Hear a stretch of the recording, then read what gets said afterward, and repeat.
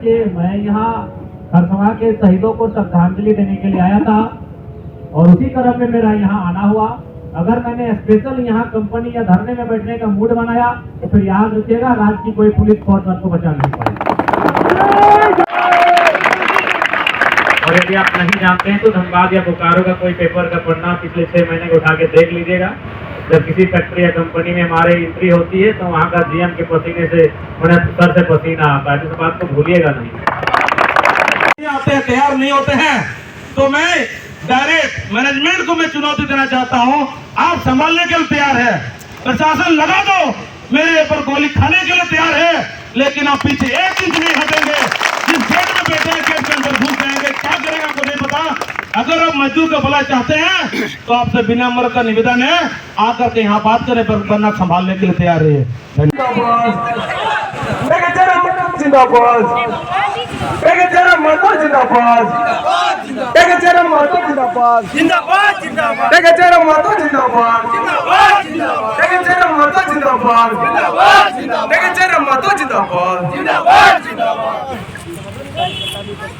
जय झारखंड, जय झारखंड,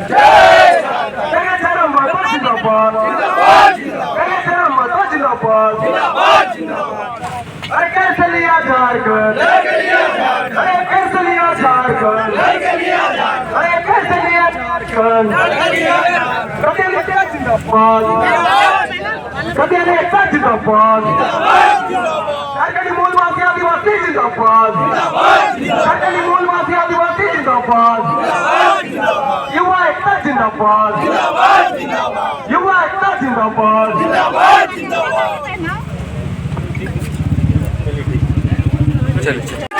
जिंदाबाद, जिंदाबाद, जिंदाबाद, जिंदाबाद,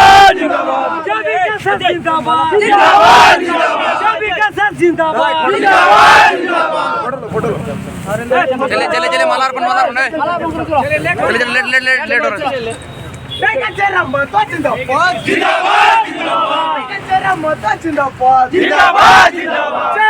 झारखंड कैसे लिया झारखंड, कैसे लिया झारखंड, कैसे लिया झारखंड, जेबी कैसे जिंदाबाद, जिंदाबाद, जिंदाबाद, जेबी कैसे जिंदाबाद, जिंदाबाद, जिंदाबाद। शहीद दिलीप बेसरा अमर रहे, अमर रहे, अमर रहे, वीर शहीद दिलीप बेसरा अमर रहे, अमर रहे, अमर रहे, शहीद दिलीप बेसरा अमर रहे, अमर रहे, अमर रहे। देख सकते हैं किस तरह से हिंदुस्तान कॉपर लिमिटेड में यहाँ पे अनिश्चितकालीन धरना प्रदर्शन में बैठे हुए हैं हमारे यहाँ पे टाइगर दाबी जेबी कैसे के सुप्रीमो यहाँ पे पहुँचे हुए हैं। देखिए किस तरह से रैली के माध्यम से सब यहाँ पे देखिए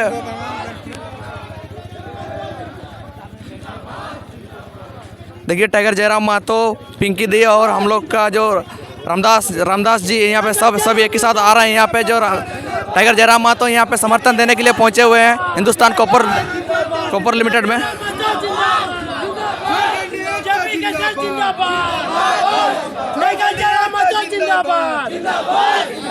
जो झारखंडी से टकराएगा, जो झारखंडी से टकराएगा, जो झारखंडी से टकराएगा, टाइगर जयराम महतो जिंदाबाद, टाइगर जयराम महतो जिंदाबाद, जिंदाबाद। है कि 23 साल में झारखंड जब झारखंड अलग हुआ तब से अगर कंपेयर करें तो झारखंड में सिर्फ और सिर्फ लूट का मत चला हुआ है या कोई तरक्की नहीं हुआ है। जिस जगह पर हम लोग बैठे हैं एक समय चाहे HCL हो, चाहे टाटा हो, चाहे यूरेनियम हो, अगर हम लोग बात करें कि सारे जमीन आदिवासियों और मूलवासियों का जमीन है और इस जमीन पर सरकार देख करके कब्जा करते हैं और कब्जा करके पहले में तो प्रलोभन देते हैं कि मैं आपको नौकरी दूंगा, आपका 7 पीढ़ी तक नौकरी होगा अगर आप इस जगह को छोड़ देते हैं। इतना चालाकी के साथ कंपनी देखते हैं कि जहां पर मेरा ट्रांसपोर्ट का सुविधा हो, पानी का सुविधा हो, बिजली का सुविधा हो और हम जो मेरा मटेरियल होगा उसका हम अच्छी तरह से हम बाहर भेज सके, ऐसे जगह को चूज करते हैं और जगह को चूज करके चाहे विस्थापन करना पड़े, वहां के लोगों को भेजना पड़े वहां से, इस तरह काम करते हैं। लेकिन बाद में नौकरी के नाम पर हम लोग ठगा जाते हैं। कितना दुख की बात है साथियों। आज हम लोग ये जितना भी बैठे हैं आप लोग समझ सकते, 350 मजदूर जो है नॉमिनी मजदूर, किसी के पिताजी ड्यूटी के दौरान में एक्सपायर कर गए हैं, किसी के पति, उसका पत्नी 9 महीना प्रेग्नेंट में है, इस समय गुजर गए हैं, किसके बच्चे सिर्फ और सिर्फ 6 महीना में उस समय गुजर गए हैं। ऐसे लोगों के साथ धोखाधड़ी हो रहा है कि इसका झारखंड के लोग और जेबीके इसका बर्दाश्त नहीं करेगा। मैं इसको लिख कर दे रहा हूं। यहाँ जो भी है मजदूर के साथ जो है जिस तरह से छल कपट हो रहा है, यहाँ पर सिर्फ और सिर्फ कंपनी ही नहीं बल्कि यहाँ के लोकल नेता और बाहर से कहां से GM, CM, CMD, HR, feature क्या क्या है हमको उतना पोस्ट नहीं पता, लेकिन सिर्फ और सिर्फ लूट करने का काम किया है। आरटीआई के माध्यम से मालूम चलता है कि यहाँ पर सीएसआर फंड बोलता है कि जो माइनिंग जो क्षेत्र होता है सीएसआर फंड के नाम पर उस क्षेत्र को विकास करने के नाम पर, अगर एक मनुष्य का अगर जनरली हम लोग बात करें क्या क्या होता है, रोटी, कपड़ा, मकान, स्वास्थ्य और शिक्षा, लेकिन ये 5 चीजों को छोड़ करके कंपनी सारा कुछ काम करती है। इसके अलावा यहाँ पर बड़ा बड़ा प्रोग्राम करता है जहाँ पर बड़ा बड़ा खर्चा होता है, लाखों अरब रुपए खर्चा होता है, 3-3, 4-4 दिन का प्रोग्राम में सहयोग करते हैं। सीएसआर फंड में छोटा सा कमरा बना करके लाखों रुपए का आवंटन कर देते हैं। तो इस तरीके जो है कंपनी लोकल क्षेत्र के साथ, लोकल लोगों के साथ गद्दारी करते आई है। और इसमें जो लोकल के नेता होते हैं यहाँ पर, चाहे जो भी लोकल में जो नेता अपने आप को कहते हैं, पीछे का गेट से फुसुर करके सीएमडीए और सीएम के साथ निकल जाते हैं, बाकी मजदूर धरना में बैठे ही रह जाते हैं। तो इस तरह का जो गंदा राजनीति है अभी कतई बर्दाश्त नहीं होगा। साथियों, ये 4 दिन ये नौबत नहीं आती अगर पहला दिन में जिस दिन बर्ताव के लिए बोली गई थी एचआर ने, अगर उस दिन सारा कुछ हस्तक्षेप, सारा कुछ लिखावट, सारा कुछ हो जाता तो आज हमें इतना परेशान होने की जरूरत नहीं पड़ती। लेकिन ये लोग हमारे पावर को देखना चाहते हैं, हम लोग का यूनिटी को देखना चाहते हैं। ठीक है, चलिए मान लेते हैं, आप तो देखना चाहते हैं ना साहब, ये तो मेरा कुछ नहीं, ये मेरा 10 पैसा, मैं बता दे रहा हूँ, ये मेरा 10 पैसा है। जिस दिन मेरा हुजूम यहाँ पर आ जाएगा ना, आपका कंपनी यहाँ से उठ के कहाँ लेके चले जाएंगे आप भी इसका नहीं, आपको भी नहीं पता होगा। ये मेरा हुजूम हम देखना चाहते हैं, हुजूम अपने देखना चाहते हैं ना, रूमटा माइंस से आप तरह फीडबैक ले लीजिएगा। 5 गेट को जाम करके मजबूरन उसको मुआवजा देना पड़ा, बकायदा लिखित के साथ नौकरी भी देना पड़ा। सीसीएल बीसीएल धनबाद का थोड़ा सा आप लोग देख लीजिए, अभी सोशल मीडिया का जमाना है। मैं जीएम साहब को बोलता हूँ थोड़ा उधर का देख लीजिए, धनबाद साइड का, उधर का हम लोग किस तरह का हालत करके रख दीजिए। जेबीके एसएस मात्र, सिर्फ जेबीके एसएस।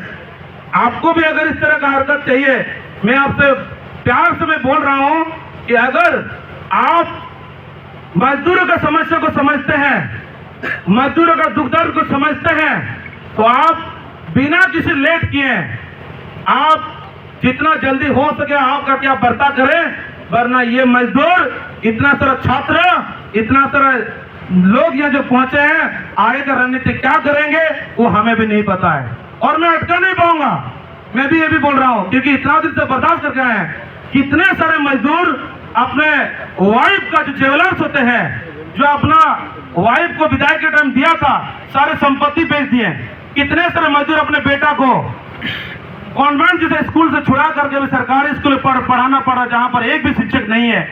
कितने सारे मजदूर अपना घर का जो भी संपत्ति था, बाइक था या जो भी साइकिल था, सबको बेचना पड़ा है, और उसी बेच करके अपना जीवन यापन कर रहे हैं।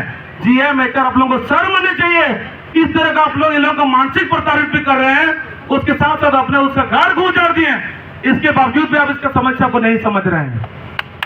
तो मैं तमाम मजदूर साथियों को मैं बोलूंगा कि हमारे भी और भी बहुत सारे वक्ता हैं, मैं तमाम मजदूर साथियों को मैं यही बताना चाहूंगा, हम लोग अभी यूनिटी में हैं, आप लोग बिल्कुल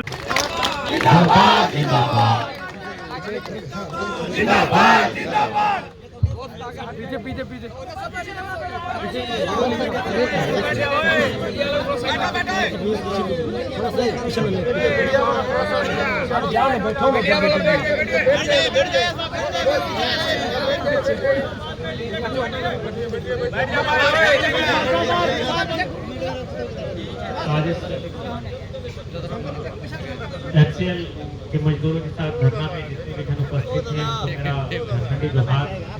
और थोड़ा सा अस्वस्थ होने के कारण कई दिनों से मैंने डॉक्टर का विशेष हिदायत माइक था पकड़ने का था, लेकिन आपकी मांग के लिए मैं अपनी बातों को रख रहा हूँ। और मैं स्पष्ट कहना चाहूँगा, जो भी प्रबंधन है हमारी आवाज़ शायद सुन ही रहे होंगे, ऐसा बात नहीं कि नहीं सुन रहे हैं।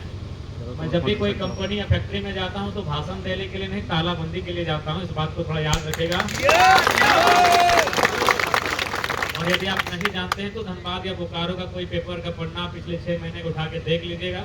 जब किसी फैक्ट्री या कंपनी में हमारी एंट्री होती है तो वहाँ का जीएम के पसीने से उन्हें सर से पसीना आता है, तो इस बात को भूलिएगा नहीं। क्योंकि सबसे पहली बात, आज हमारे देश में 28 राज्य, 8 केंद्र शासित राज्य हैं। और जैसा कि सभी जानते हैं, सभी लोग धूप सहते हैं, जाड़ा सहते हैं, बारिश सहते हैं, धूल सहते हैं, लेकिन झारखंड के लोग एक एक्स्ट्रा चीज सहते हैं जिसको अन्याय और जुल्म कहते हैं। ये भारत के लोग नहीं सहते हैं। बाकी लोग जाड़ा सहते हैं, धूप सहते हैं, बारिश सहते हैं, गर्मी सहते हैं, लेकिन झारखंड के लोग एक एक्स्ट्रा चीज सहते हैं जिसको जुल्म और अन्याय कहते हैं। और पता नहीं जो लोग हैं उनकी मानसिकता इतनी विकृत क्यों है, इतनी घृणित क्यों है। खासकर जो अधिकारी बन के आते हैं, जो लोग किसी कंपनी को चलाने के लिए आते हैं, जो लोग आईएएस आईपीएस बनकर राज्य को चलाने के लिए आते हैं, जिला को चलाने के लिए आते हैं, पता नहीं लोग इतना नफरत क्यों करते हैं आदिवासियों से, मुझे आज तक पता नहीं चला। मैं ये बात इसलिए कह रहा हूँ क्योंकि आज 2 जनवरी है और कल ही 1 जनवरी था। आपको पता है दोनों दिन नरसंहार हुआ है आदिवासी। 1 जनवरी को सरायकेला में गोली कांड हुआ था, खरसवा में 1948 में, और 2 जनवरी को 2006 कलिंगा नगर में भी आदिवासियों का नरसंहार हुआ था।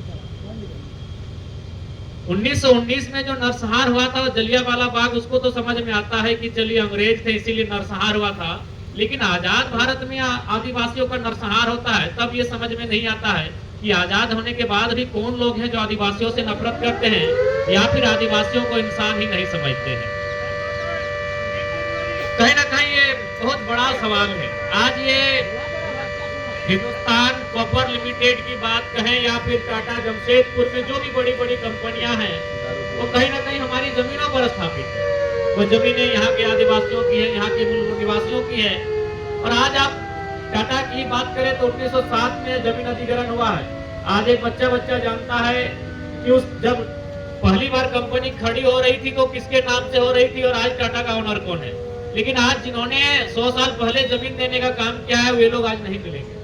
इसलिए जो भी प्रबंधन के लोग हैं, आप इस बात को ध्यान रखिए। मैं यहाँ खरसवा के शहीदों को श्रद्धांजलि देने के लिए आया था और उसी क्रम में मेरा यहाँ आना हुआ। अगर मैंने स्पेशल यहाँ कंपनी या धरने में बैठने का मूड बनाया तो फिर याद रखिएगा, राज्य की कोई पुलिस फोर्स आपको बचा नहीं पाएगी। और बाकी ये पुलिस बुला के मत कराइएगा कि निर्मल का शहादत भी हमने देखा है और सांसद सुनील महतो का भी शहादत देखा है। तो पुलिस दिखा के आप हमें डराते नहीं है बल्कि और पगलाते हैं। और पगलाइएगा मत, पागल हाथी और पागल होता। ठीक है, मौत को जब हम लोग 5वीं 6वीं क्लास में थे तभी सुनील महतो का शहादत का किस्सा पढ़े थे अखबार के पन्नों से। तो ये जो आप कंपनी वाले जो बड़े बड़े अधिकारी अंदर बैठे हैं, हमारी जमीनों पर जो फुटानी कर रहे हैं, हमारी जमीनों पर आपके बीवी बच्चे ऐसो आराम का जिंदगी यापन कर रहे हैं, हम लोग धूल खा रहे हैं, तो इस घमंड में मत रहिएगा बाहर पुलिस खड़ी है। ये हमें बिल्कुल डर नहीं लगता है, हमें डर बिल्कुल भी नहीं लगता है, बल्कि इन्हें देखकर और कंपनी को देखकर और हमें पागलपन होता है। तो बिल्कुल हमें पागलपन पे मत उतारिएगा, नहीं तो इस झारखंड की माटी ने कदम कदम पर शहादत देखा है। बस यही है कि हम लोग शांत लोग हैं, चुपचाप अभी तक सहना हमने सीखा है। चाहे सरायकेला का गोली कांड हो या कोई भी नरसंहार हो, हमने अभी तक सहना सीखा है। अगर एक्शन का रिएक्शन करेंगे ना कंपनी वालों, तो कहां से निकलोगे इसका कोई ठिकाना नहीं रहेगा। संजीवनी बूटी फिल्मों में ठीक लगता है, हकीकत में कोई संजीवनी बूटी नहीं होता है। ये फिल्मों में और कहानियों में संजीवनी बूटी ठीक लगता है, हकीकत में आप भी वही चावल खाते हैं, वही रोटी खाते हैं। इसलिए आप हमें जान और मौत का खौफ मत दिखाइएगा। एक्शन का रिएक्शन जिस दिन होगा, झारखंड से आपको भागने का फुर्सत नहीं मिलेगा। इसलिए हम लोग चाहते हैं मर्यादा बनी रहे, हम लोग चाहते हैं शांति बनी रहे, हम लोग चाहते हैं भाईचारा बना रहे, अमन का माहौल बना रहे। आप लोग अगर कंपनी को चलाने के लिए आए हैं, हमने आपको जमीनें दी हैं, लेकिन जो हमारा अधिकार बनता है उस अधिकार को आप छीन नहीं सकते हैं। हमने आपसे कोई कोहिनूर का हीरा नहीं मांगा है, हम मामूली रोजगार मांग रहे हैं। और मैं तो बोलता हूँ कि झारखंड के लोग बड़े नासमझ हैं कि ये लोग रोजगार मांगते हैं, इन्हें हिस्सेदारी मांगना चाहिए था कंपनी में, फैक्ट्री में। जमीन हमारी है। जब भी कोई काम होता है, जब भी कोई योजना आती है, दो चीजें इंपॉर्टेंट होती है। जब भी कोई योजना आती है, दो चीजें इंपॉर्टेंट होती है। एक होता है पूंजी और दूसरा होता है जमीन। दो चीजें सबसे पहले होती है। कोई चाहे टाटा आए, चाहे टाटा का बाप आए, दो ही चीज इंपॉर्टेंट होता है, एक जमीन और दूसरा पूंजी। अगर पूंजी टाटा का है तो जमीन हमारा है। यदि टाटा का पूंजी है तो 100 साल बाद भी मालिक टाटा है। जमीन हमने 100 साल पहले दिया है, हमारे पास क्या है? तो ये तो मैं सोचता हूँ और मैं कभी चिंतन भी करता हूँ कि झारखंड के लोग तो बेवकूफ हैं कि अपनी जमीन देने के बाद एक मामूली नौकरी की मांग करते हैं। जमीन दिया है, उन्हें सीना ठोक कर वहां पर हिस्सेदारी की बात करनी चाहिए थी, कमीशन की बात करनी चाहिए थी, जो यहाँ के विधायक लेते हैं। विधायक कमीशन क्यों लेंगे भाई? जमीन हमने दिया है, कमीशन लेने का अधिकार हमारा है। IAS IPS कमीशन क्यों लेंगे? BDO CO दरोगा पुलिस इंस्पेक्टर कमीशन काहे लेंगे फैक्ट्री से? जमीन हमारी है, हमको कमीशन मांगना चाहिए था, हमें हफ्ता लेना चाहिए था। हम नौकरी करेंगे, पसीना बहाएंगे, मजदूरी करेंगे जमीन देने के बाद। हमें दुख लगता है, हमें शर्म लगता है कि आज भी झारखंड के लोग अपनी खेती बाड़ी देने के बाद वहाँ मजदूर बनने के लिए हाथ फैलाते हैं, मजदूर बनने के लिए धरना देते हैं। हमें शर्म लगता है। लेकिन खैर, अभी हम जिस बात के लिए आए उसी बात पर अमल है। जो 7-8 बिंदुओं की बात कही गई है, जो भी कंपनी के अंदर बैठे लोग हैं, GM है चाहे HR है, बाहर आके वार्ता करें। नहीं तो फिर अगले दिन अगर हम आए कभी और स्पेशली अगर कंपनी के नाम से, तो फिर ऐसा बंद करेंगे कि आपको लघु शंका और दीर्घ शंका कंपनी के भीतर करना होगा। और यदि आपको मजाक लग रहा है तो हाल ही फिलहाल वेदांता में करके आए हैं, पूछ लीजिएगा। यदि लग रहा है कि लड़का भाषण दे रहा है तो वेदांता का नंबर होगा, पूछेगा इलेक्ट्रो स्टील का। पूरे 3 दिन तक 72 घंटा तक गेट के भीतर उनको लघु शंका और दीर्घ शंका करवाए थे। जैसे ही घोषणा हुआ था कि जयराम महतो आने वाला है, खिचड़ी का मेटेरियल उन्होंने अंदर बुला लिया था। GM HR सब मिलके कि 3-4 दिन तो धरना रहेगा, तो कितना में खिचड़ी खपत होगा, उन लोग खिचड़ी भी अंदर बना लिया था। इन्हें सारा अंदर करवाएंगे, इसलिए बेहतर होगा आप बाहर आइए। नहीं तो अगर हमने मूड बना लिया तो आपको ऐसा अंदर रखेंगे, फिर आप भी याद रखिएगा। और विशेष हम ज्यादा कहने के मूड में नहीं है, क्योंकि कंपनी के मामले में हम कहने नहीं आते हैं, करने के लिए आते हैं। और आज फिलहाल तो हम श्रद्धांजलि देने के लिए आए थे। उसी क्रम में हमें पता चला कि हमारी माताएं बहनें धरने पर बैठे हैं, तो हम यहाँ तक आए हैं। लेकिन अगर हम कभी स्पेशल ये मूड बना के आए तो फिर अच्छा नहीं होगा।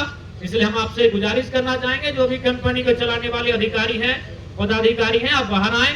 शांतिपूर्ण स्थिति है, हो सके तो आप 2-4 पुलिस के पदाधिकारियों को लेकर आए। ऐसे भी ये मजदूर लोग हैं, सबसे दुखी और सबसे लाचार कोई होता है तो मजदूर ही होता है। ये लाचार लोग झगड़ा करने के मूड में नहीं है, अधिकार मांगने आए हैं। आप वार्ता करने के लिए बाहर हैं, जो भी पदाधिकारी हैं। विशेष जितने भी हमारे साथी आए हैं सबका धन्यवाद। और जितने भी माताएं हैं जो आज आंदोलन है, हम लोग आपके साथ हैं, हमारा संगठन आपके साथ है और हम लोग हमेशा आपके साथ खड़े रहेंगे। बाकी सभी को मेरा जोहार रहेगा।